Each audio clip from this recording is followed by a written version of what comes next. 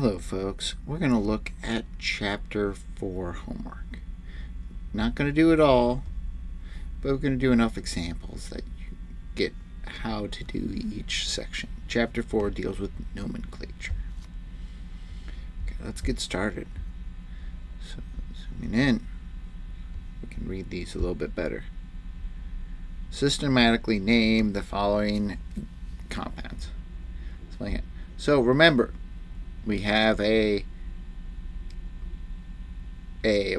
nonmetal and another nonmetal. Two nonmetals make a covalent compound. These guys both like to be negative, so we cannot simply go, what is the charge? So in covalent compounds, the first guy is going to be a full name. Second guy is going to be I, spelling count, so it's fluoride, not fluoride. Now, the other key thing is the first guy is assumed to be 1 unless stated otherwise. The second guy needs a prefix, even if it's 1. So we have 3 fluorine, so it's chlorine trifluoride. Now this guy's going to be dichlorine. So mono, di, tri, tetra, penta, hexa, hepta, heptoxide. So 7 oxygens. So that's number 3. Looking at number 5, I'm going to skip straight to 5. Do an ionic. We have a metal and a nonmetal. Since this is a group 1, you can just say lithium oxide. The charge of lithium is 1 because it's in group 1. Charge of oxygen is -2 because it's in group 6A. And 2 plus 1s counters 1 minus 2. Group 2, calcium sulfide. Calcium is in group 2, so 2 plus. Sulfur is in group 6, the same as oxygen, so it's 2 minus, 1 2 minus, 1 2 plus. Makes this neutral. Skipping straight to 7. Now we're dealing with transition metals. You'll notice they have a Roman numeral after them. Copper 1, copper 1, copper 2, copper 2, iron 3, iron 3, lead 4, lead 4. So that tells us the charge of the copper. Copper is +1. Bromine is in group 7, so it's -1. Remember, they're trying to get to 8. Copper 1 is +1. Oxygen is -2 because it's in group 6. It needs 2 more, so we're going to say Cu2O. 2 coppers, 2 plus 1s counter 1 minus 2. Now when it's copper 2, that means CuBr2. And when it's Cu plus 2, it's O minus 2. They cancel out, so 1 and 1. Now we have iron 3. Iron's a weird guy, Fe.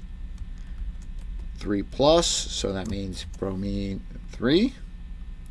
Now here's a hard one. Since 3 plus and 2 minus don't perfectly cancel each other out, we have to least common multiple, which would be 6. So 2 irons, Fe2, 3 oxygens, O3. IV is 4, so lead 4, bromide means PbBr4. Lead 4 oxide would be PbO2.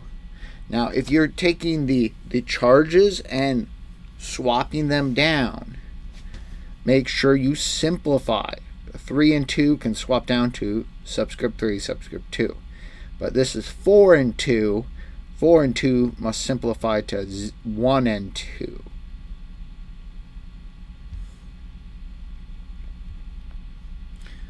Doing 8 real quick, taking it the other way. So this is iron. How do we tell the charge? We tell the charge because of how many chlorines there are. There are 2 chlorines. Chlorine is -1. So it's iron 2 chloride. We just saw this one. Pb is lead. There's 2 oxygens. Each oxygen is -2. So that's 4 minus. So we need lead 4 oxide. We also saw this guy. Copper 1 bromide. Now here's another one. Au. That is gold. Sulfur. That's a sulfide. Sulfur is right below oxygen. So this is equivalent to Fe2O3. So gold 3 sulfide.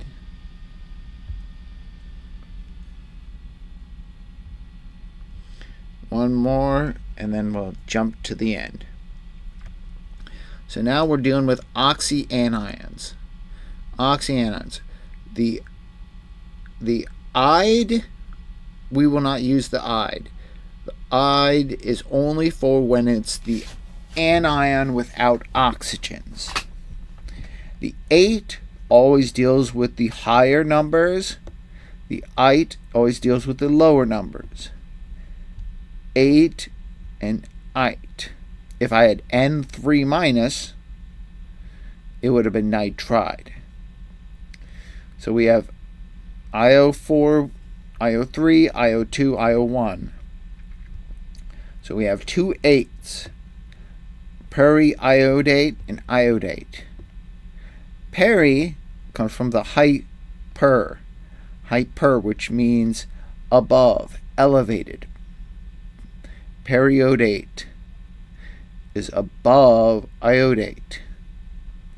Then we have iodite and hypo. Hypo comes from below. Hypothermia, hypoiodite, it's below iodite. Now real quickly, jumping to the end. The end is just practice of everything. So when we have a hydrogen and the anion, it becomes an acid. So this would have been sulfate, but because it's an acid, it's now sulfuric acid. We got cobalt. It's a metal, cobalt. It's a transition metal, so it's going to need to be cobalt 3 sulfide. It's equivalent to the Fe2O3 and the Au2O3, which is Sol. Or that was Au2S3. And now we have a nonmetal and nonmetal. Please note, if it's not charged, it's not a nitrate. If it's neutral like this, it is not nitrate, it's nitrogen trioxide.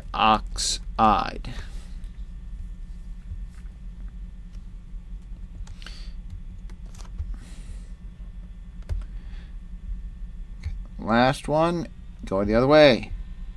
Chloric acid. Chloric acid. Chloric comes from chlorate. Chlorate is ClO2. Chlorate, actually, so it's Cl2O3. Chlorate is usually -1. So because chlorate is -1, we need 1 hydrogen to neutralize the -1. Lead 2, so that's 2 plus. Oxygen is 2 minus. Lead 2 oxide. Finally, phosphorus pentachloride. 1 phosphorus, 5 chlorides. And that is as far as the assignment as I'm going to demonstrate at this time. You still have to do it on your own. So good luck.